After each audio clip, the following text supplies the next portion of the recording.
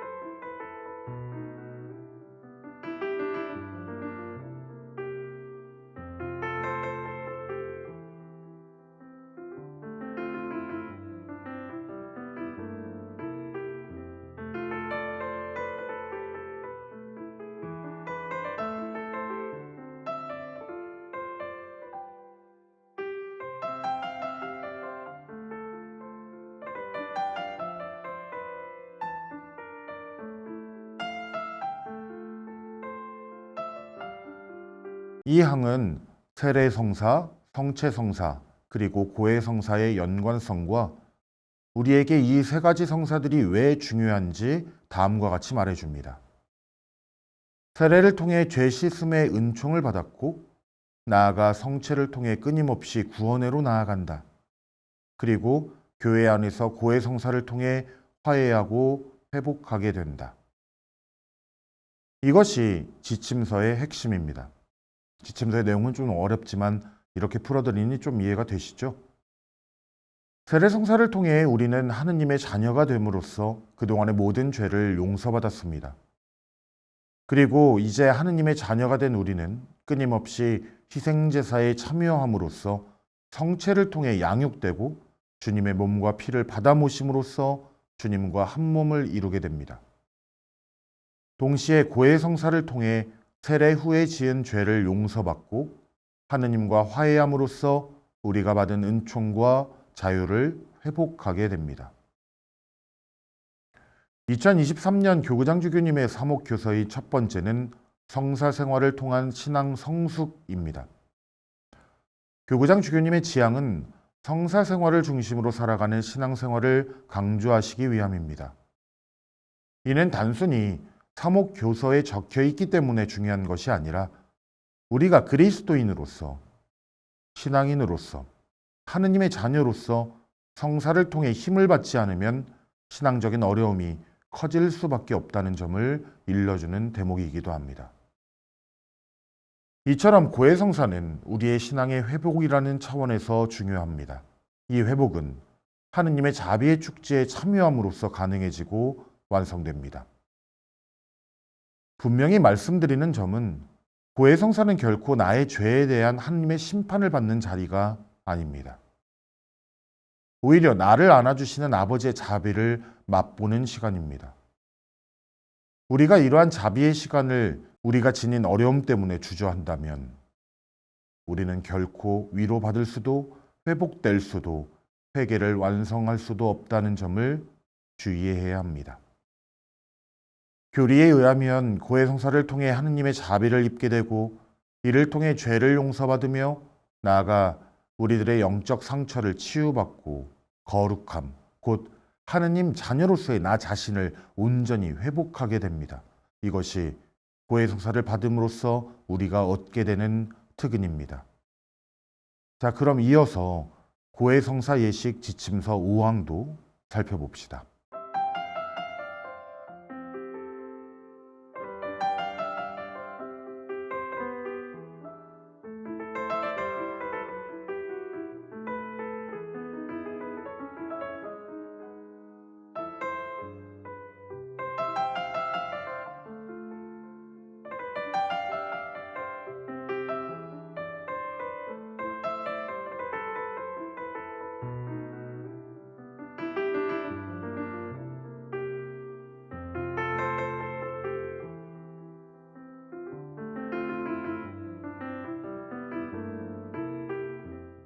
오왕에 의하면 죄는 하느님과 맺은 사랑과 우정을 깨뜨리고 하느님을 모욕하는 것이라고 설명합니다.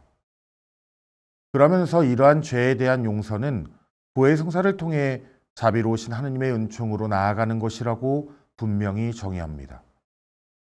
그렇게 우리가 지향해야 하는 고해 성사는 사랑이신 삼위일체 하느님께 돌아가는 것이고 서로의 탓이 아닌 자신의 부족함을 깨달음으로써 언제나 형제들과 일치해로 나아가는 것이며 모든 이들이 하느님의 자비를 입어 스스로의 부족함을 고백함으로써 세상에 사랑을 완성해 나가는 것이라고 제시합니다. 이렇게 고해 성사는 우리가 그리스도인답게 하느님의 자녀답게 살아가는데 필수적인 성사이면서 동시에 하느님의 따뜻한 자비로 회복되고 위로받는 중요한 성사임을 깨달을 필요가 있습니다. 대림 시기를 시작하면서 우리는 또 하나의 숙제를 받았죠. 바로 판공성사표입니다. 하지만 이 성사표는 우리에게 숙제가 아닙니다. 그동안의 삶의 바쁨 때문에 미처 하느님을 찾지 못했던 나를 되돌아보는 것이고 또 다시금 하느님의 울타리로 돌아가는 것입니다. 그 울타리는 자비의 축제가 벌어지는 곳임을 기억하며 나아간다면 고해 성사는 우리에게 숙제나 두려움의 성사가 아니라 바로 축제, 기쁨의 성사가 될 수 있다는 점, 이것이 우리에게는 크나큰 희망이 될 것입니다. 매 순간 고해 성사 앞에서, 특별히 고해소 앞에서 주저하던 우리들의 모습까지도 그렇게 주님께 봉헌하시고 자비의 축제를 위해 용기를 내어 고해소의 문을 열어봅시다.